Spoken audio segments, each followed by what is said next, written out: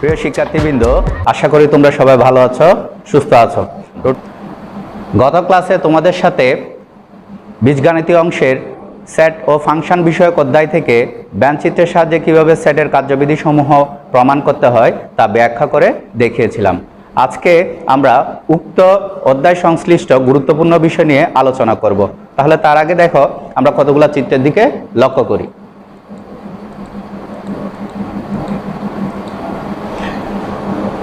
তোমরা যে স্লাইডটা দেখতে পাচ্ছ সেই স্লাইডে দেখো ব্যাট আছে, বল আছে, তারপর বাড়ি, গাড়ি। আমরা জানি ব্যাটের সাথে বলের একটা সম্পর্ক রয়েছে, আবার গাড়ির সাথে বাড়ির একটা সম্পর্ক আছে, সেটা তোমাদের সবারই জানা বিষয়। তারপর পরবর্তী যে স্লাইড আছে সেটা একটু লক্ষ্য করো। আমরা পরবর্তী স্লাইডে দেখতে পাচ্ছি এখানে প্রথম চিত্রে অসংখ্য ফুল দেখা যাচ্ছে, দ্বিতীয় চিত্রের মধ্যে দেখতে পাচ্ছি আগুনের চতুর্দিকে কতগুলো লোক বসে আছে, তৃতীয় চিত্রে আমরা দেখতে পাচ্ছি দুটা বাচ্চা ছেলে ছাতা নিয়ে বসে আছে। তার মানে এখানে তিনটা যে চিত্র আছে এই তিনটা চিত্র কিন্তু পাশে এখানে আমরা কতগুলা ঋতুর নাম দেখতে পাচ্ছি, শীতকাল, বর্ষাকাল, গ্রীষ্মকাল। তাহলে এই তিনটা চিত্র কিন্তু তিনটা ঋতুর বৈশিষ্ট্যকে ধারণ করে। এখন আমরা দেখব আসলে কোন ঋতুর সাথে কোন বৈশিষ্ট্যটা যায়। তাহলে দেখো পরবর্তী স্লাইডে আমরা দেখতে পাচ্ছি ফুলের যে ছবিটা ছিল সেটা হচ্ছে আসলে গ্রীষ্মকালের দৃশ্য, আর পরবর্তীতে আমরা যে চিত্রটা দেখতে পাচ্ছিলাম আগুনের চতুর্দিকে কতগুলো লোক বসে আছে সেটা হচ্ছে শীতকালে। সাধারণত আমরা যখন অনেক বেশি শীত লাগে তখন কিন্তু আমরা তাপের জন্য গরম কোনো বস্তুর পাশে বসি, যাতে তাপ পেলে আমরা একটু শীতটার অনুভব কম করি। তার পরবর্তী চিত্রে দেখতে পাচ্ছি দুইটা বাচ্চা ছেলে ছাতা নিয়ে বসে আছে, তার মানে বর্ষাকালের দৃশ্য। সেই সময় আমরা কি করি, যখন বৃষ্টি পড়ে তখন ছাতা নিয়ে বের হয়। পরবর্তী আরেকটা স্লাইড দেখো, সেখানে দেখতে পাচ্ছি দুটা মানুষ সদৃশ দুইটা রোবট পরস্পরের সাথে হ্যান্ডশেক করছে। তার মানে তাও আমরা কি করি, কৌশল আদান প্রদান করি, কৌশল বিনিময় করি, তার মানে সম্পর্কটা আমরা প্রকাশ করে থাকি। তাহলে আজকে আমাদের বিষয়বস্তু হচ্ছে অন্বয় ফাংশন। তাহলে আমাদের বিষয়বস্তু হচ্ছে অন্বয় ফাংশন।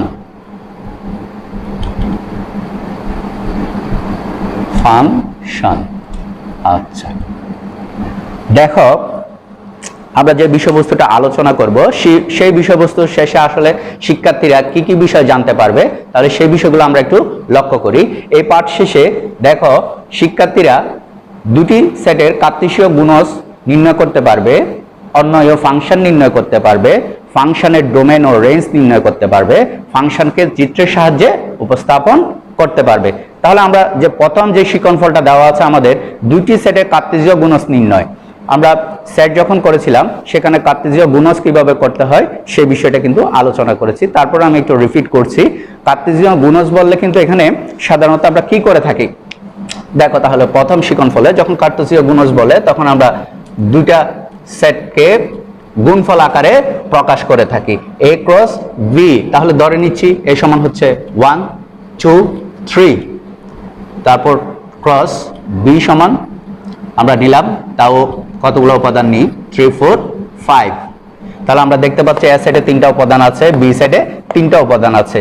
এই উপাদানগুলা পরস্পরের সাথে গুণ আকারে আছে। যখন আমরা সেটকে গুণ প্রক্রিয়ায় প্রকাশ করে থাকি তখন সেই প্রক্রিয়াকে আমরা কার্তেশীয় গুণজ বলে থাকি। তাহলে এটা কিভাবে করব, আমরা অন্যান্য ক্ষেত্রে সেট যখন প্রকাশ করতে যাই তার সাথে কিন্তু এই প্রকাশ পদ্ধতিটা একটু ভিন্ন আছে। প্রথমে আমরা দ্বিতীয় বন্ধনী নিব, তারপর এখানে প্রথম বন্ধনীর কাজ এখানে আমরা ক্রমজোড় আকারে লিখব।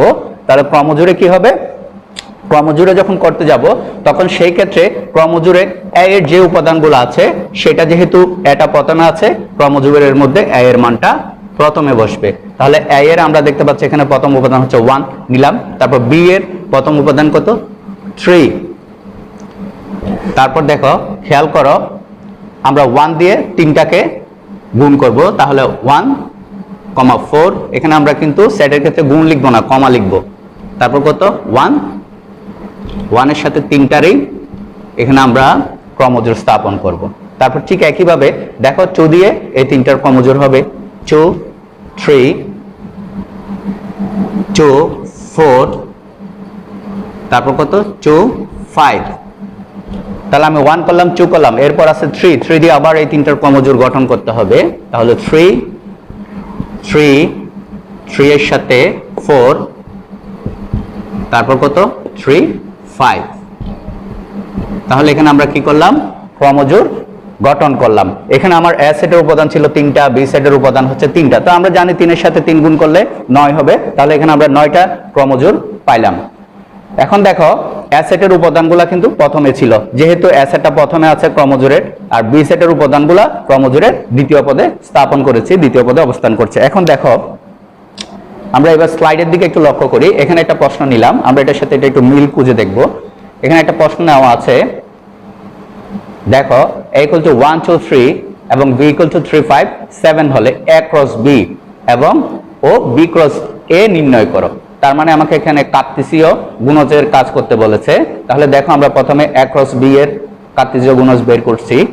দেখো এখানে a এর উপাদানগুলা আমার ক্রমজোড়ের প্রথম অবস্থান করছে, 1 দেখো 1টা প্রথমে, তারপর দেখো 2টা প্রথম অবস্থান করছে, তারপর দেখো 3টা প্রথমে, এবং বি এর গুলো একটু লক্ষ্য করো, বি এর যে উপাদানগুলো আছে, বিটা আছে আমার 3 5 7, বি এর উপাদানগুলো আছে তোমার ক্রমজোড়ের দ্বিতীয় পদে। তাহলে এখানে 3 আছে, দেখো 3 5 7, এই তো ঠিক একইভাবে 3 5 7। তার মানে আমরা একটা কথাই বলতে পারি, ক্রমজোড়ের মধ্যে যে সেটটা আগে অবস্থান করবে, কার্তেসীয় গুণজের ক্ষেত্রে যে সেটটা আগে অবস্থান করবে, ক্রমজোড় গঠনের ক্ষেত্রে তার উপাদানগুলো আগে হবে, আর যে সেটটা পরে অবস্থান করে সেই সেটের উপাদানগুলো ক্রমজোড়ের দ্বিতীয় পদে অবস্থান করবে।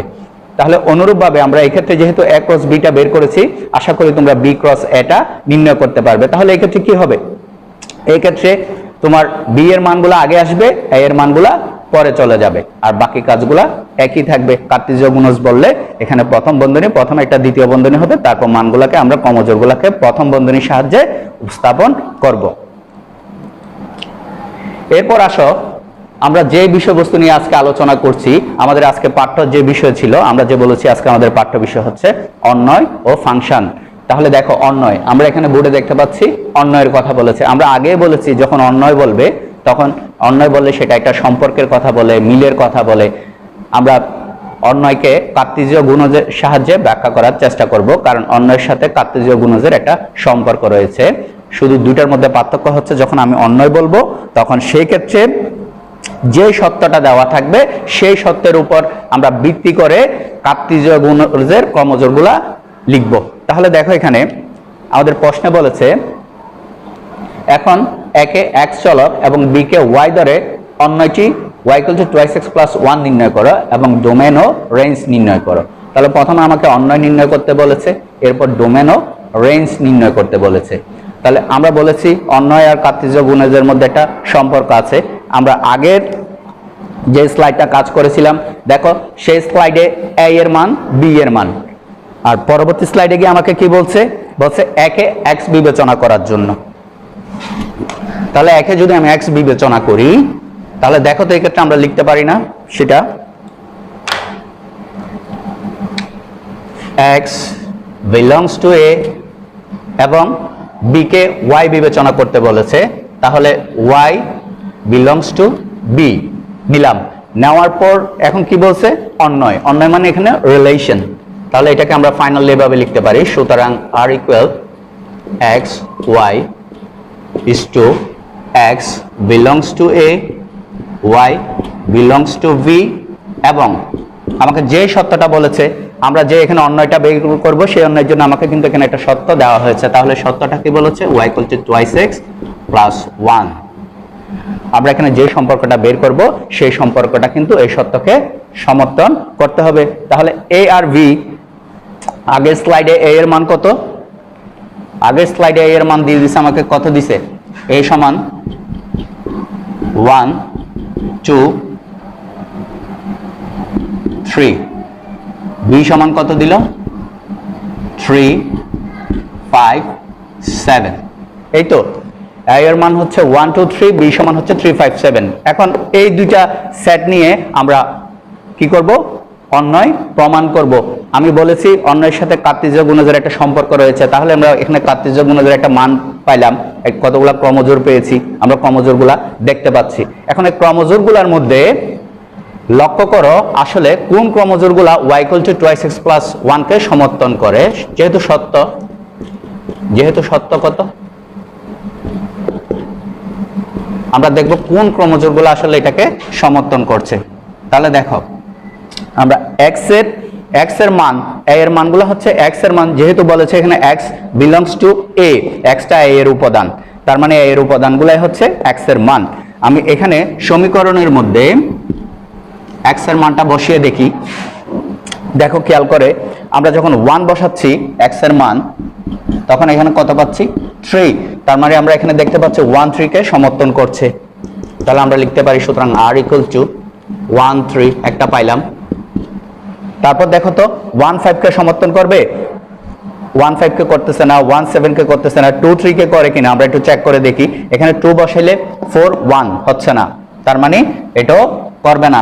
পরে দেখি আমরা 2 5, এখানে যখন 2 বসাচ্ছি, 2 বসাইলে দেখো তো 2 যখন বসাই তখন কি রকম হচ্ছে, তখন কিন্তু আমরা 5 পাচ্ছি, তার মানে 2 কে সমর্থন করছে। তাহলে এখানে আমরা 2 5 লিখতে পারি। তারপর দেখো খেয়াল করে এরপরে গিয়ে 2 7 কে করবে না, যেহেতু এখানে 2 বসাইলে আমার এটা 5 পাচ্ছি, তাহলে 7 কে করছে না। এখানে 3 হবে না, 3 5 তাও হবে না, 3 7 হচ্ছে কিনা খেয়াল করো। যখন 2 × 3 + 1 তার মানে 7, এই ক্ষেত্রে আমরা দেখতে পাচ্ছি 3 7 কে সেটা সমর্থন করে। তাহলে আমাকে যে শর্ত দেওয়া হয়েছে সেই শর্তকে দেখতে পাচ্ছি এখানে ক্রমজোর, যে ক্রমজোরগুলো বের করেছি তার মধ্যে শুধুমাত্র 3টা ক্রমজোরে সমর্থন করে। তাহলে আমরা এই শর্ত সাপেক্ষে বলতে পারি এটার রিলেশন হচ্ছে, এটার অন্বয় হচ্ছে 1 3 2 5 3 7। আমরা এইভাবে অন্বয়টাকে নির্ণয় করতে পারি, আবার একটা ভিন্ন প্রক্রিয়ার মাধ্যমে অন্বয়টাকে আমরা নির্ণয় করতে পারি। তাহলে দেখো আমরা এখন অন্বয়ের সংখ্যাটা তাহলে আবার একটু বলি। অন্বয়, তাহলে অন্বয় জিনিসটা কি? অন্বয়টা হচ্ছে দুটি সেটের উপাদানের মধ্যে যে পারস্পরিক সম্পর্ক, উক্ত সম্পর্কে যখন আমরা কার্তেজীয় গুণজের সাহায্যে প্রকাশ করি তখন তাকে আমরা অন্বয় বলে থাকি। এখন দেখো চিত্রের মাধ্যমে তাহলে এই যে সম্পর্ক আমরা এখানে 1 3 2 5 3 7 এই 3টা যে ক্রমজোর পেয়েছি, এই 3টা ক্রমজোরকে আমরা কি করতে পারি, আবার ডায়াগ্রামের মাধ্যমেও প্রকাশ করতে পারি, আমরা ব্যান্ড চিত্রের মাধ্যমেও সেটাকে প্রকাশ করতে পারি। তাহলে এখানে 1 2 3টা হচ্ছে অ্যাসেট, এটা হচ্ছে অ্যাসেটের উপাদান, আর 3 5 7 যেটা x এর মান বসিয়ে আমরা নির্ণয় করেছি 3 5 7 সেটা হচ্ছে বি সেট। তাহলে অ্যাসেটের উপাদান যেগুলো ছিল সেটা ছিল x এর উপাদান, যাকে আমরা ডোমেইন বলি। আর পরবর্তীতে আমরা বি সেটের যে উপাদান পেয়েছি সেটা হচ্ছে রেঞ্জ। তার মানে ক্রমজোরের প্রথম উপাদানগুলা দেখো 1 2 3 1 2 3 ক্রমজোরের যে প্রথম উপাদান থাকে তাদেরকে আমরা ডোমেইন বলি। আর ক্রমজোরের যে দ্বিতীয় উপাদানগুলা 3 5 7, তাহলে দেখো এবার এখানে লক্ষ্য করো চিত্রের মধ্যে 3 5 7, তার মানে ক্রমজোরে যে দ্বিতীয় উপাদান আছে সেগুলোকে আমরা রেঞ্জ বলবো। আমরা আরো বলতে পারি x হচ্ছে ডোমেইন, y হচ্ছে রেঞ্জ। এখন দেখো আমরা আরেকটা গাণিতিক সমস্যা সমাধান করার চেষ্টা করব অন্বয়ের, যেগুলো সাধারণত বোর্ড পরীক্ষায় এসে থাকে। এই অঙ্কগুলো কিন্তু অত্যন্ত গুরুত্বপূর্ণ, এটা বিভিন্ন বোর্ড পরীক্ষায় অনেক সময় এসে থাকে। তাহলে দেখো এখানে আমাকে প্রশ্নটা কি বলেছে, প্রথমে আমরা একটু লক্ষ্য করি।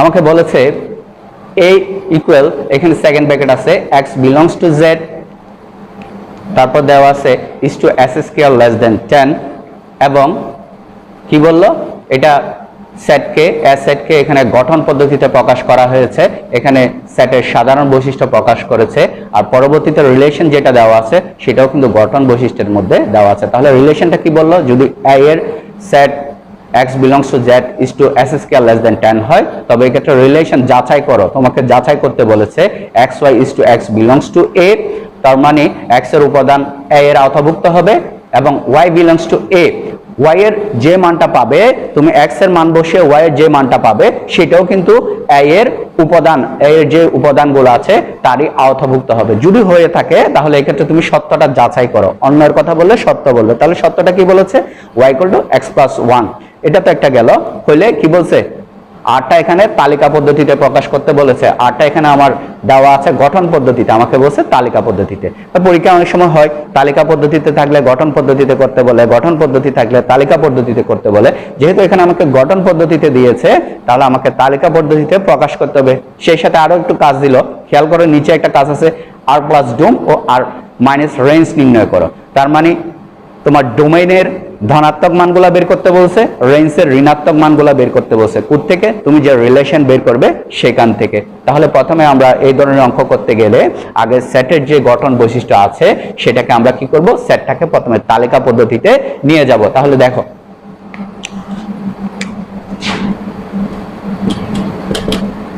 এটা হচ্ছে আমাদের 3 নাম্বার। কি দেওয়া আছে? দেওয়া আছে set A equal x belongs to z is to x square less than 10। এই তো আমার যে সেটটা প্রকাশ করেছে সেই সেটটা আমি যখন গঠন থেকে তালিকাতে নিয়ে যাব তখন লক্ষ্য করব আসলে গঠন পদ্ধতির যে সেটটা দেওয়া আছে এখানে কি সাধারণ বৈশিষ্ট্যের কথা বলেছে। এখানে x belongs to z বলেছে, তার মানে x টা z এর উপাদান হবে। এখন z টা কি আমাকে জানতে হবে, আসলে z টা কি।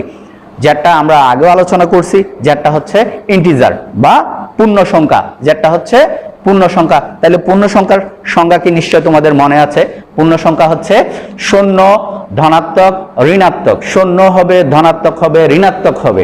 তার মানে আমরা এখানে ইন্টিজার ইকুয়াল লিখতে পারি। দেখো খেয়াল করে আমরা ইন্টিজার ইকুয়াল লিখতে পারি z ইকুয়াল, যেহেতু আমরা বলছি এখানে কি কি হবে, z ইকুয়াল হবে শূন্য হবে, ধনাত্মক হবে, ঋণাত্মক হবে। তাহলে আমরা ঋণাত্মক মান নিচ্ছি 2 1, ঋণাত্মক মান নিলাম 0 নিলাম, তারপর ধনাত্মক মান নিচ্ছি 1 2, এই তো ডট ডট। তাহলে আমরা দেখতে পাচ্ছি পূর্ণ সংখ্যা বললে সেটা ধনাত্মক আসবে, ঋণাত্মক আসবে, শূন্য আসবে, অখণ্ড হবে, ভগ্নাংশ হবে না। তাহলে এখন আমরা যাচাই করব, আমরা তো সবগুলো ইন্টিজার নিতে পারবো না, সবগুলো পূর্ণ সংখ্যা আমরা নিব না। আমাকে এখানে একটা সত্যের কথা বলেছে, আমাকে বলছে যে এখানে x টা নিবা, তার মানে x এর যে মানটা নিবা সেটাকে তুমি যদি বর্গ করো তাহলে কিন্তু tan এর চেয়ে ছোট হবে।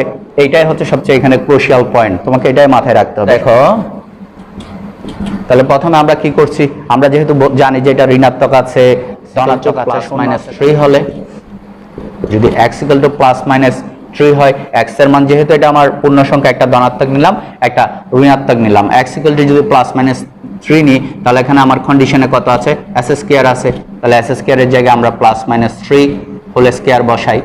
তাহলে এটা আমরা জানি কোন সংখ্যাকে বর্গ করলে ঋণাত্মক সংখ্যার বর্গ হচ্ছে ধনাত্মক, ধনাত্মক সংখ্যার বর্গ হচ্ছে ধনাত্মক। তার মানে +3টাকে যখন আমরা স্কোয়ার করব সেটাও 9, -3 কে স্কোয়ার করলে সেটাও হচ্ছে 9, যেটা হচ্ছে <10 নিলাম। তারপর আমরা নিতে পারি x = +-2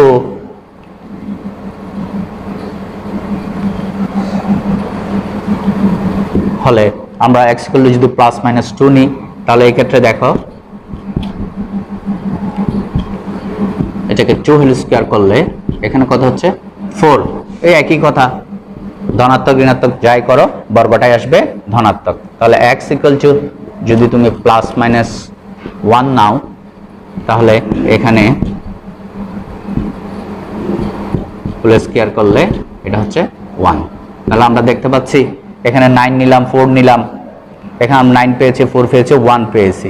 আমরা এখানে +-3 নিলে 9 পাচ্ছি, +-2 নিলে 4 পাচ্ছি, +-1 নিলে এক্ষেত্রে আমরা 1 পাচ্ছি। এগুলো সবগুলাই হচ্ছে আমার সাধারণত tan এর চেয়ে ছোট। এক্ষেত্রে আমরা আরেকটা জিনিস বিবেচনা করতে পারি, x যদি আমি +-4 নিই তাহলে কি হচ্ছে একটু খেয়াল করে দেখো তো, এটা নিলে কিরকম হয়, +-4 হোল স্কয়ার। তাহলে এটা পাচ্ছি আমরা 16 <10। 16টা কখনো 10 এর চেয়ে ছোট হতে পারে না, তাহলে এটা নট হবে। এটা কি হবে, নট হচ্ছে। আচ্ছা, আর এখানে দেখো 0, আমরা যদি 0টা বিবেচনা করি, x যদি 0 নিই তাহলে কিরকম হচ্ছে, 0 <10। আমরা উক্ত সম্পর্কগুলো থেকে দেখতে পাচ্ছি, আমরা যেই মানগুলা যাচাই করেছি x এর, তার মধ্যে দেখতে পাচ্ছি এখানে আমরা 0টা আমাদের উক্ত সত্যকে সমর্থন করে, 1টা সমর্থন করছে, 2টা করছে, 3টা করছে, কিন্তু 4টা করছে না। যেহেতু 4টা করছে না, তাহলে আমরা 4 এর অধিকার নিচ্ছি না। তোমরা চাইলে এটাকে কিন্তু এখান থেকেও করতে পারো, 0 দিয়ে প্রথমে, তারপর +-1 দিয়ে, +-2 দিয়ে, +-3 দিয়ে, দেন +-4 দিয়ে তোমরা চাইলে এটাকে এভাবেও প্রকাশ করতে পারো। আমি একটু অন্যভাবে করার চেষ্টা করছি, তুমি যেভাবে করো না কেন মূল কাজটা তুমি করতে পারলেই হলো। তাহলে দেখো এখন আমরা এখান থেকে লিখতে পারি, সুতরাং a সমান, তাহলে এই সমান আমরা কি কি পাচ্ছি? এই সমান আমরা পাচ্ছি -3, -2, -1, তারপর কত 0, ঋণাত্মকের পর অঋণাত্মক সংখ্যা 0 আসবে, দেন ধনাত্মক, তারপর কত 1, 2, 3। তাহলে আমরা a এর এখানে কি পেয়েছি? a এর সেটগুলো আমরা এখানে পাইলাম, a এর উপাদানগুলো আমরা পেয়েছি। তাহলে আমাদের প্রথম কাজ শেষ। আমরা a সমান যে মানগুলা বের করতে বলেছে, যে সত্য বের করতে বলেছে, সেই সত্যকে আমরা তালিকা পদ্ধতিতে প্রকাশ করলাম। এখন আসো, আমাকে এখানে যে সম্পর্কের কথা বলেছে, এখন আমরা দ্বিতীয় কাজে যাব। এখানে যে সম্পর্কের কথা বলেছে, তাহলে সম্পর্কটা কি, রিলেশনটা কি, এবং তাহলে রিলেশনটা কি দেওয়া আছে, এবং দেওয়া আছে, তাহলে দেওয়া আছে r ইকুয়াল, তাহলে আমাকে সত্যটা কি বললো, xy is to x belongs to a, y belongs to a, এবং y equal x plus 1। আমাকে এই সত্যটা দিয়েছে। এখানে বলছে যদি x টা a এর উপাদান হয়, y টা a এর উপাদান হয়, তবে এই সত্যটা যাচাই করো। তাহলে বর্ণিত সত্য, এখানে বর্ণিত সত্য কাকে যাচাই করতে হবে? বর্ণিত সত্য, আমরা বর্ণিত সত্য y equal to x plus 1। আচ্ছা, এখন দেখো x এর মান বসাবে, x এর মান বসায় y টা নির্ণয় করবা। তাহলে সেটা আমাদেরকে তালিকা পদ্ধতিতে করতে বলেছে। যেহেতু তালিকা পদ্ধতিতে করতে বলেছে, আমরা এখন সেটাকে কি করব, y এর মানগুলা তালিকা পদ্ধতিতে প্রকাশ করার চেষ্টা করব।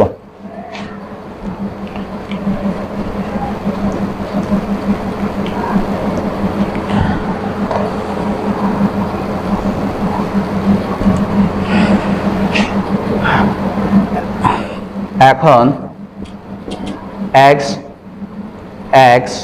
belongs to a এর জন্য, তার মানে x টা a এর উপাদান হবে, এর জন্য আমরা কি করব, x belongs to a এর জন্য y equal to x plus 1 এর মান নির্ণয়, 1 এর মান নির্ণয় করব, মান নির্ণয় করব। তাহলে যদি মান নির্ণয় করতে যাই, আমি বলছি তালিকা পদ্ধতিতে করব, তাহলে এখানে আমরা একটা চক করার চেষ্টা করি। এটা হচ্ছে x, এটা হচ্ছে y। এখন দেখো আমাদের সমীকরণটা কি, y equal to x plus 1, এই তো। আমরা এই যে মান পেয়েছি, এর আমরা যে মানগুলা পেয়েছিলাম, এর মানগুলা ছিল -3, -2, -1, 0, 1, 2, 3। তাহলে আমি প্রথমে এখানে -3 বসাই। যদি -3 বসাই, তাহলে এখানে +1, তার মানে -2। দেখো খেয়াল করো, x এর মান যখন -3, y এর মান হচ্ছে -2।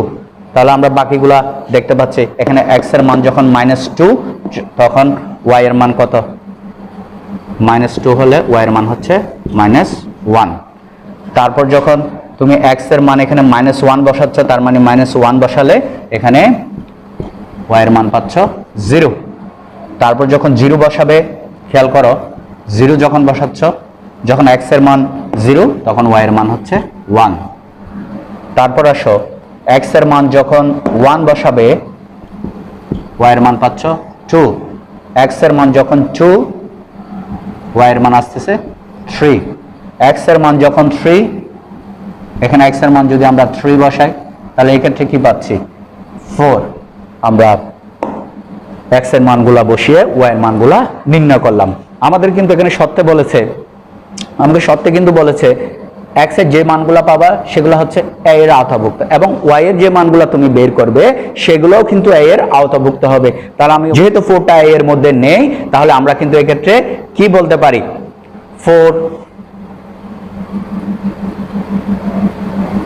যেহেতু 4 not belongs to, তার মানে 4টা a এর উপাদান নয়। আমরা দেখতে পাচ্ছি 4টা a এর মধ্যে নেই। তাহলে যেহেতু 4 not belongs to a, সেহেতু কি হবে, এটা রিলেশন হতে পারে না। কার সাপেক্ষে রিলেশন হতে পারে না? এই সত্যের সাপেক্ষে। আমাকে যেখানে একটা সত্য দিয়েছে y = x + 1, এই সত্য সাপেক্ষে এটা কিন্তু রিলেশন হতে পারে না। তাহলে নট বিলংস টু কত 3 4। তাহলে এটা ছাড়া বাকি যে ক্রমজোড়গুলো আমি পেয়েছি এখানে -3 2 -2 1 -1 0 0 1 1 2 2 3 যে ক্রমজোড়গুলো পেয়েছি দেখতে পাচ্ছি এগুলা উক্ত সত্যকে সমর্থন করে। তাহলে উক্ত সত্যকে যেহেতু সমর্থন করে সুতরাং আমরা লিখতে পারি r = আমরা জানি রিলেশনকে অন্যকে প্রকাশ করতে গেলে প্রথমে সেকেন্ড ব্র্যাকেট হবে, তারপর আমরা ক্রমজোড়গুলো লিখব -3 -2 -2 -1 -1 0, তারপর কি আসছে 0 1 1 2 2 3। আচ্ছা, তাহলে এখানে আমরা কিন্তু ক্রমজোড় পেয়েছি। কয়টা পেয়েছি ক্রমজোড়? 1 2 3 4 5 6টা, 7টা বের করেছিলাম। 7টা থেকে 6টা ক্রমজোড় দেখতে পাচ্ছি আমরা উক্ত সত্যকে সমর্থন করে। বাকি একটা করতেছে না, না করলে সেটাকে আমরা এইভাবে উল্লেখ করব। এখন আসো, আমি তো এই কাজটা করলাম, তাহলে আরকে তালিকা পদ্ধতিতে প্রকাশ করতে বলেছে, আমি এখানে তারকে স্পেসিফিক তালিকা পদ্ধতিতে প্রকাশ করেছি। তার মানে আমার এখানে একটা কাজ শেষ। দ্বিতীয় যে কাজটা বলেছে আমাকে r+1 ডোম বের করতে বলছে, r-1 রেঞ্জ বের করতে বলেছে। আমি ডোম বলেছিলাম ক্রমজোড়ের প্রথম উপাদান সমূহকে আমরা ডোম বা ডোমেইন বলি, দ্বিতীয় উপাদানকে আমরা রেঞ্জ বলি। তা কিন্তু আর এর ডোম বলছে প্লাসগুলা নিতে, তাহলে এক্ষেত্রে আমরা লিখতে পারি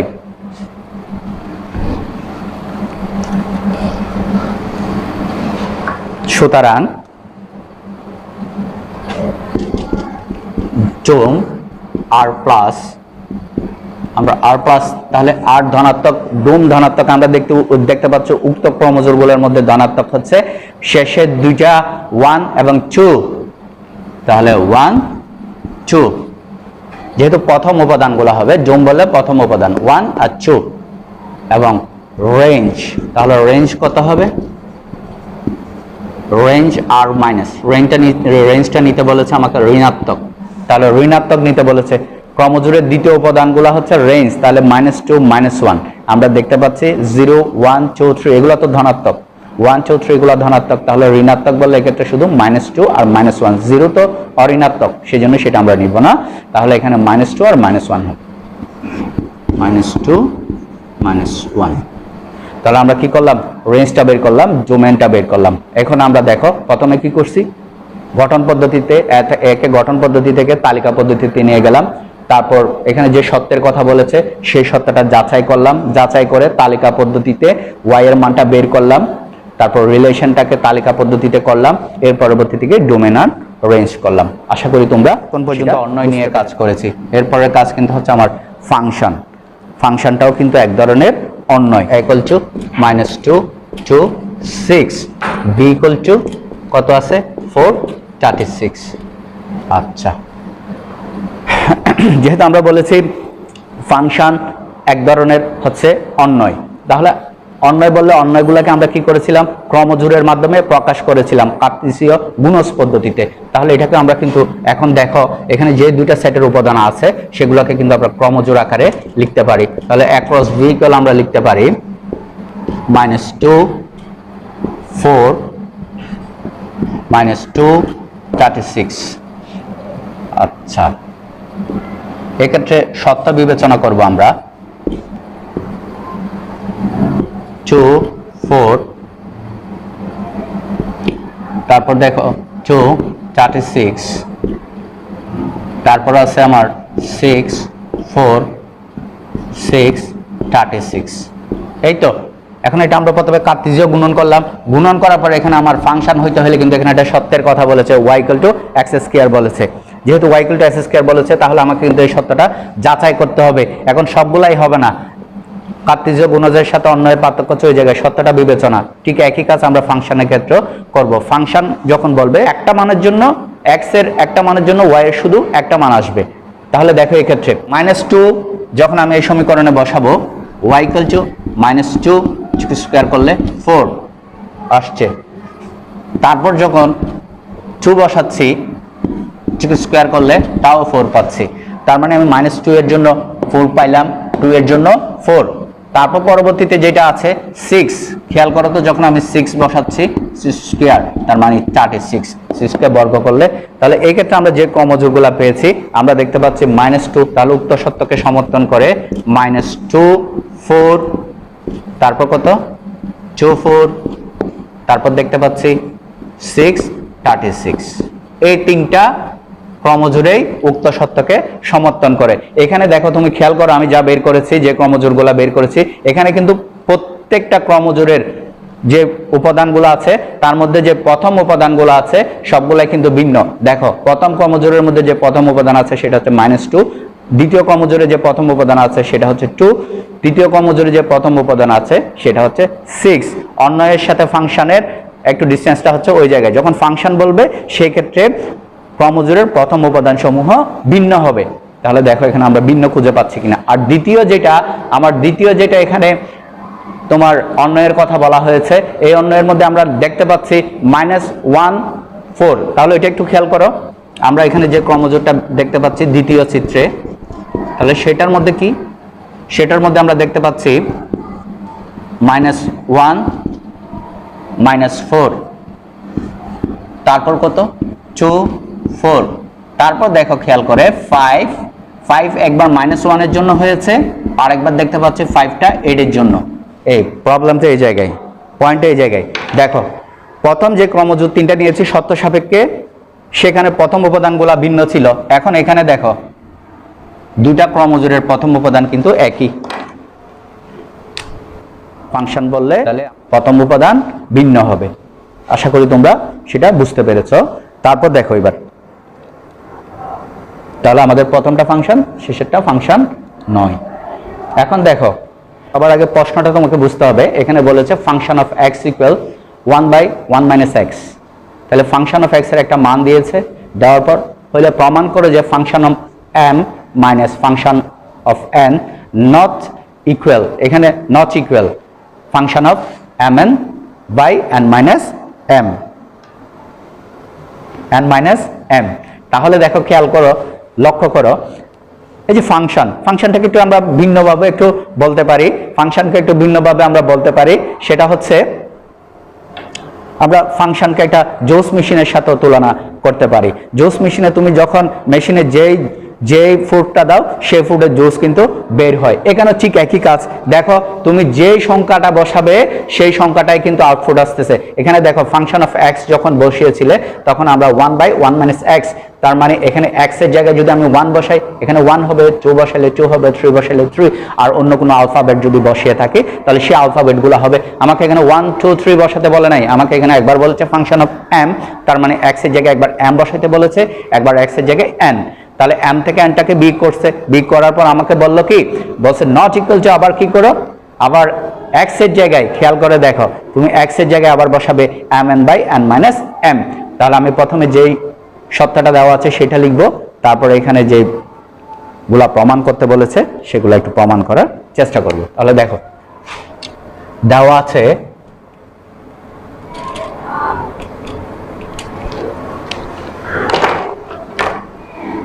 আছে function of x equal 1/1 - x।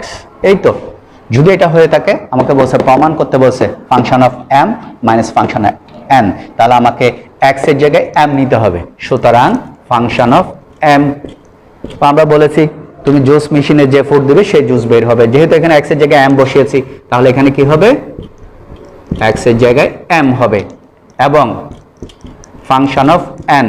তাহলে এখন কি করব, এখন আমরা এই x এর জায়গায় n বসাবো। তাহলে দেখো তো এই দুইটা মান আমরা বের করলাম কিনা, তাহলে আমরা লিখতে পারি সুতরাং function of m minus function of n equal 1/1 - m minus, just মানটা বসালাম আর কিছু না, সরি, n।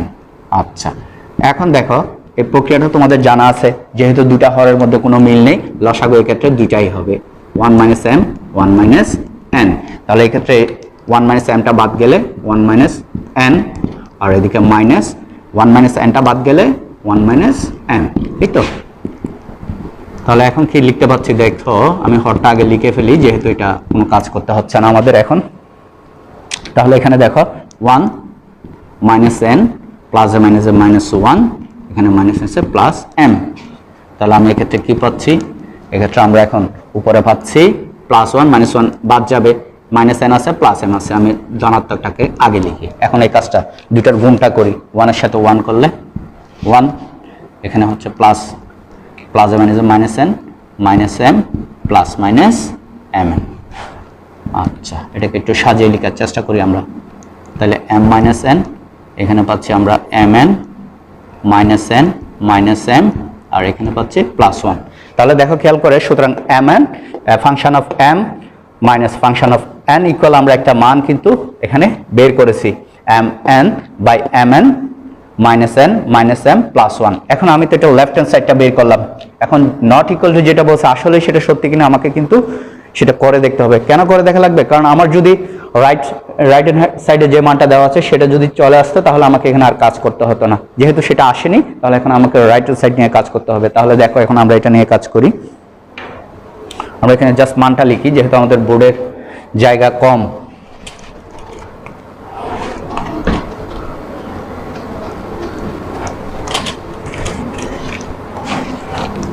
সুতরাং F N minus function of N.